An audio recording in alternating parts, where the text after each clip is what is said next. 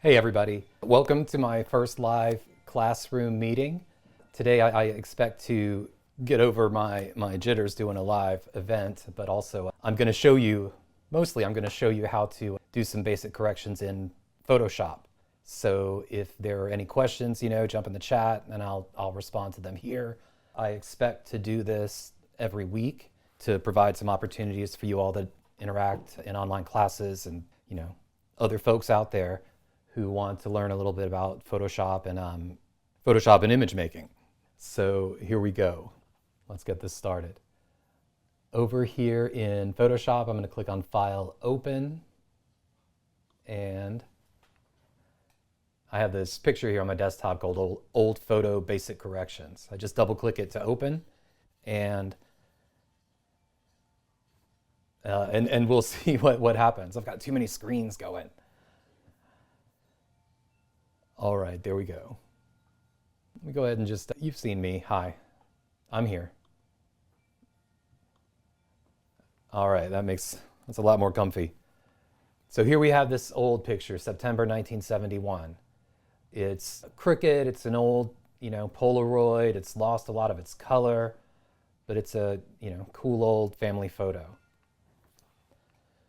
The first thing that I want to do here is straighten it.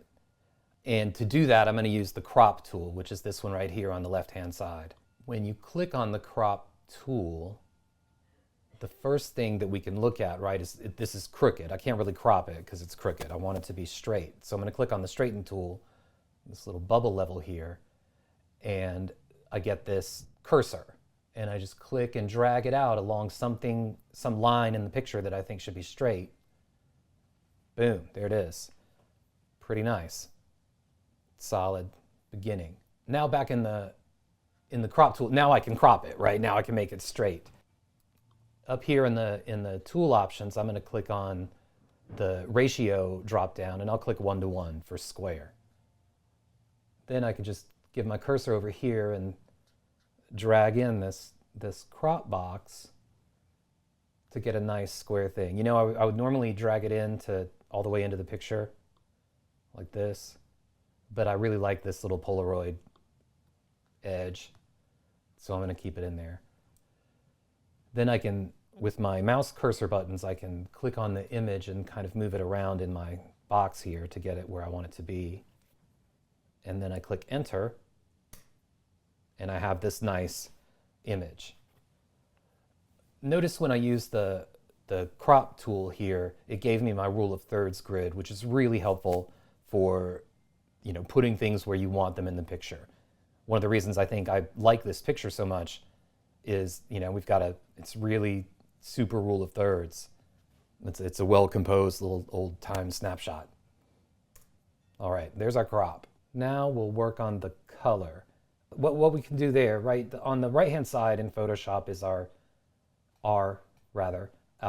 working panels. These are the information about the image we're working on. And down here is the layers group.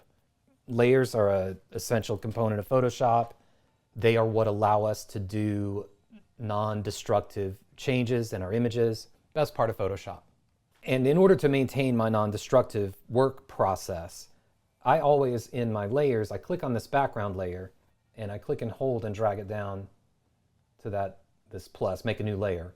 Alternately, you can click on a layer and press Command J on a Mac and it'll copy a layer.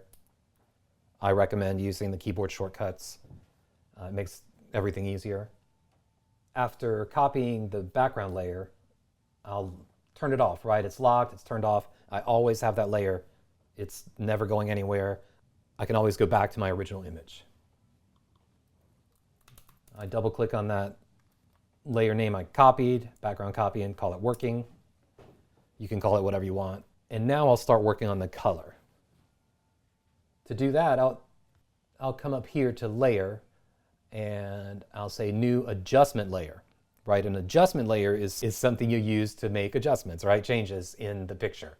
In this case, I'm going to make a new adjustment layer and we'll start with levels. I'll just call it levels 1, okay. So as I talk, in Photoshop, there's any number of ways to get to the same tool. Normally, right, we came to layer new adjustment layer, you can also come down here to this black and white cookie and click on it and have the same layers. This is normally where I do it down here.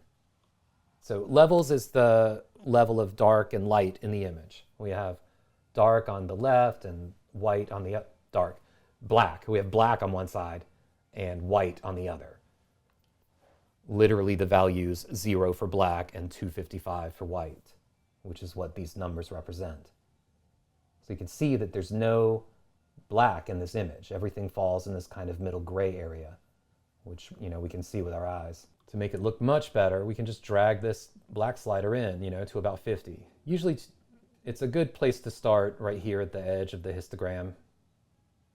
Oh, it might be helpful to know what a histogram is.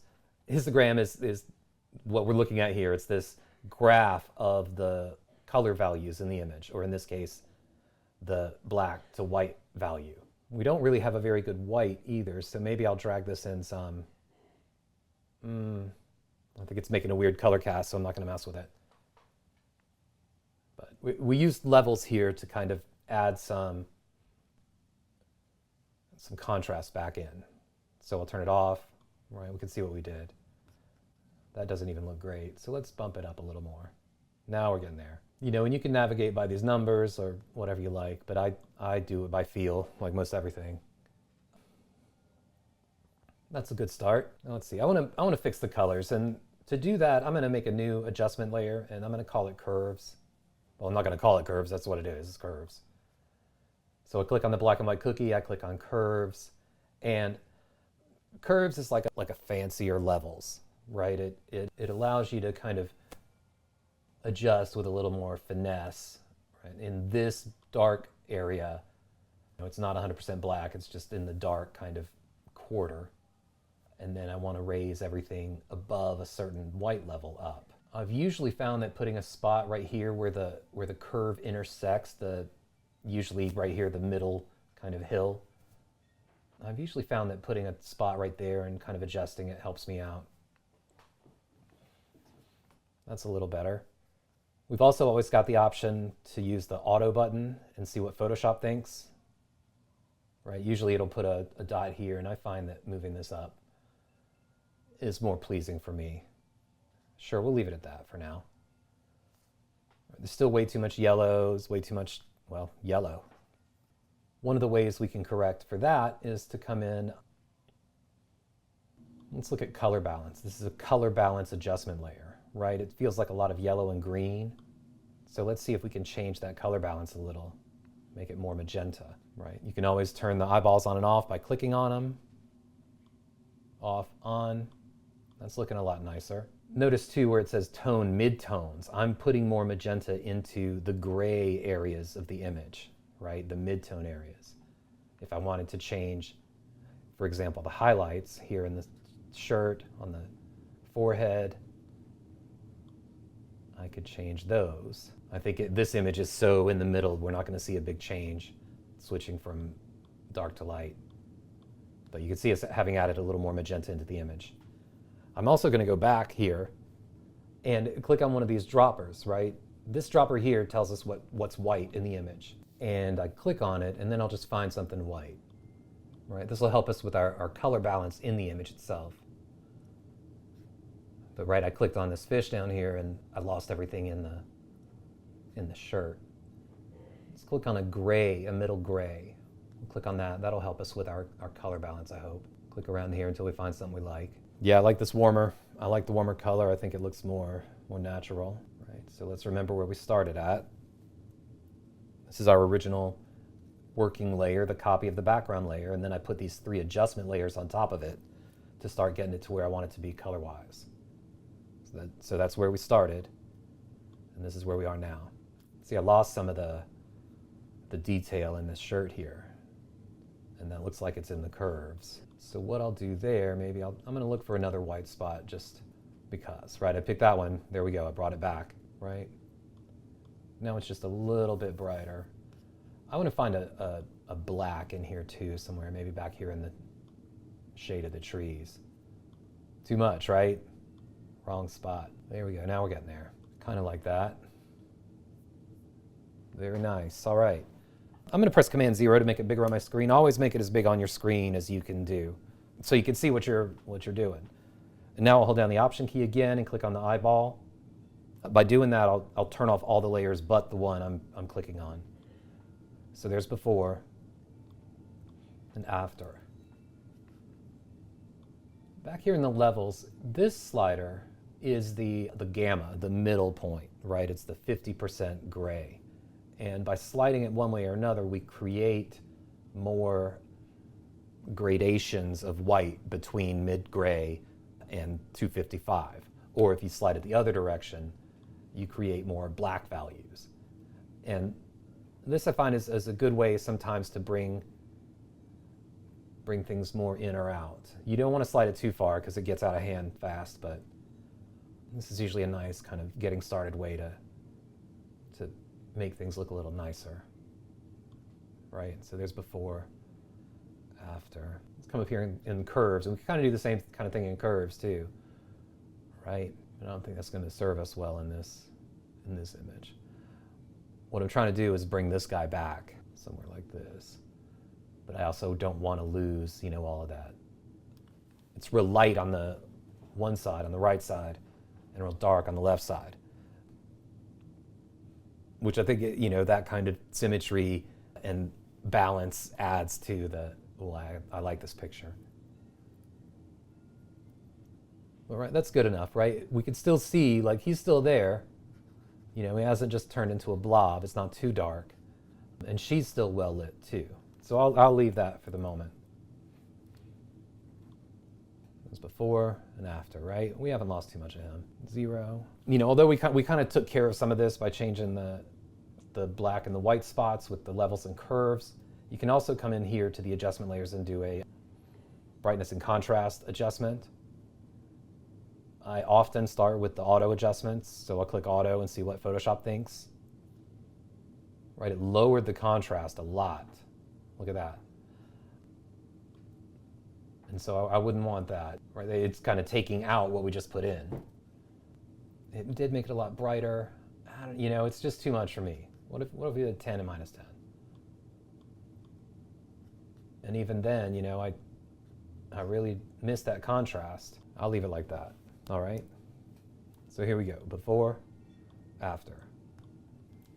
So far, we've straightened this image, cropped it to a square, and added adjustment layers to do the color correction and make it, look way better than it did having, aged for 50-something years. Let's see, what's next? You know what? Let's look at this remove tool. Let's say we don't need this guy in here. And I'm just going to come on over here and click on one of my selection tools in the lasso area and choose the lasso. And I'll just kind of, circle him. Don't mess with the grass. I don't have to be precious about it, just a big area. Click remove, and Photoshop will do its little calculation, and there he's gone. Pretty nice, pretty well done. Boop, boop. You could also use maybe the healing brush, or the remove tool rather. You can just paint out these kind of things. With any of these brushes, up here in the tool options, look up here at the top, it'll say size, any of the brushes, the paint brushes, the healing brushes, the remove tool, and we can make our brush size bigger, right? And take them out just like that. Let it do its thing. Boom, there you go. That one seems to work better than the lasso remove, I don't know. Maybe I'm seeing things that aren't there. But yeah, so this is the brush size, right? You can change this brush sizes however you like. I personally like to use the left and right square brackets on my keyboard because that allows me to see visually how big that brush is. Because, right, 40 doesn't mean anything to me. I need it to be as big enough to get whatever out of the image that I want to get out.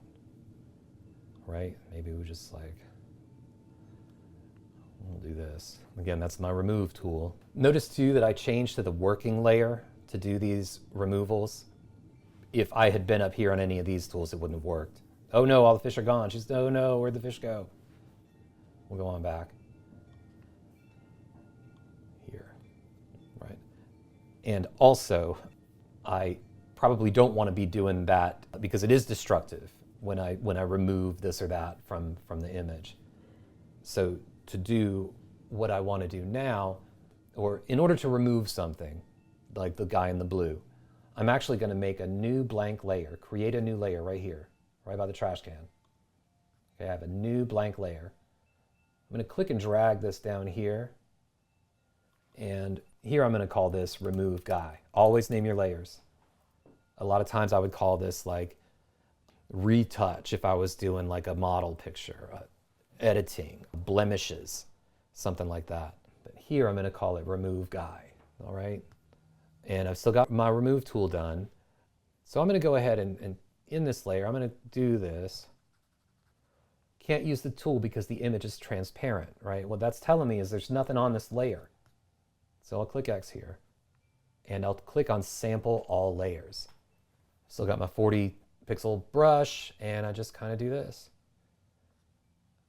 Now, by putting it on that separate layer and clicking use all layers or sample all layers, I'm not actually changing the underlying image. Removing area, there you go. And look over here, it says remove guy. He's still there, right? I haven't changed this layer at all. So that's how layers can be non-destructive for us. Oh, by the way, over here, you know, I like for these to be bigger, right? I said zoom in on your image and make it so you can see it. Always control click on these thumbnails, on the thumbnail itself, right? This left-hand column here, and choose large thumbnails. It makes it a lot easier to see what's happening. Yeah, this is the way I like to have it set up. And eventually, you know, you run into a bunch of layers, and so I kind of keep it like this. Okay, so we've taken this old Polaroid, and I'll option click on the eyeball. There's where we started. Here's where we are now. You know, go ahead and take out the beer can too, just for family friendliness, right? There we go. Pretty nice. Straightened it, cropped it, colored it, and removed a guy. Now, one of the things we can do also is, right, see all this kind of visual noise of the image? We can try a filter and choose the noise filter and then maybe reduce noise. And you can see what it does here, right? I'll just drag this strength up to the maximum and click OK. Let's see what it did. See how it softened all this stuff up? It's a little bit too much. I'm going to come in filter, noise, reduce noise. I'm going to choose bump up preserve detail, drop down the strength, reduce color noise. And again, this is to your visual pleasure. I'll click remove JPEG artifacts and click OK. Let's see what we get. Well, I'm not wild about that.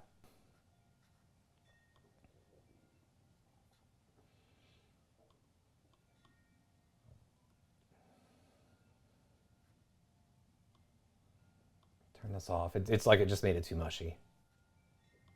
We'll go with that, all right? Because then we can sharpen the picture now. So what I'm gonna do now is duplicate this layer again. I click Command J. I double click on that. I'm gonna click, let's say sharpen. And I will say filter, sharpen. Let's try unsharp mask. This is a older way to do it, but it still checks out. You see that? Click OK here. And so when I turn that off, let me press Command plus to zoom in. You can also use the zoom tool here.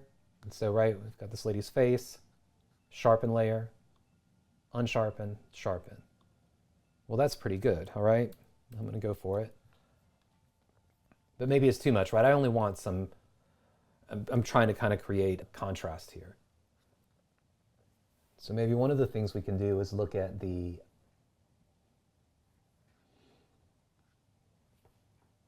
blending modes.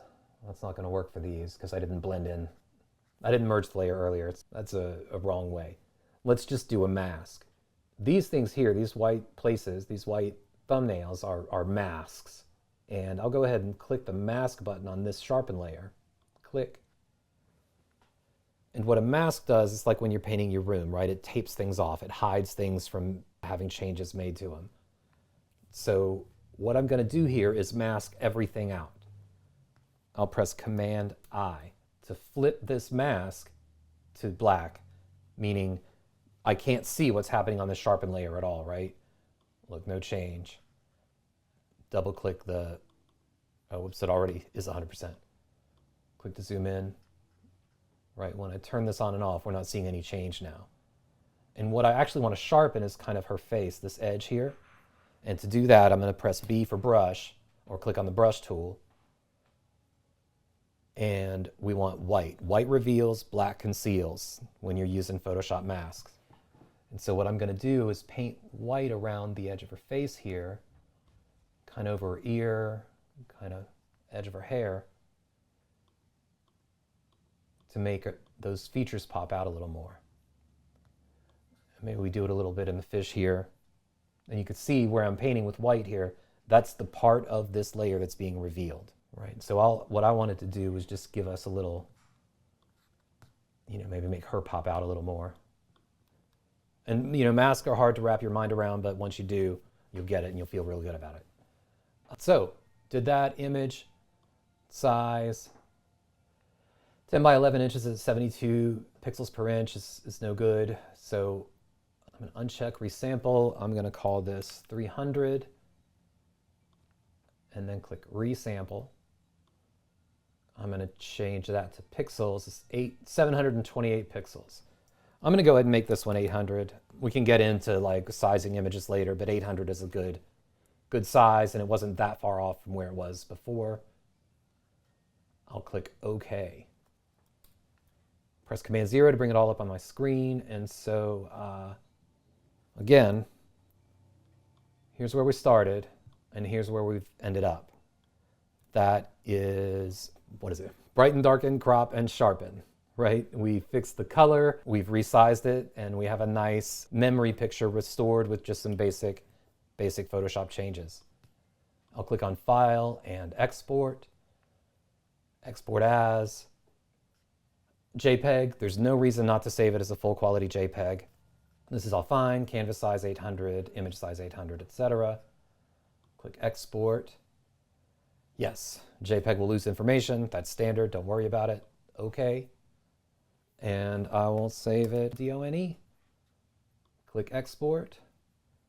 And that is that. Thanks for coming and watching me do this live. Appreciate bearing with my stream of consciousness editing process. And I will see you all again soon.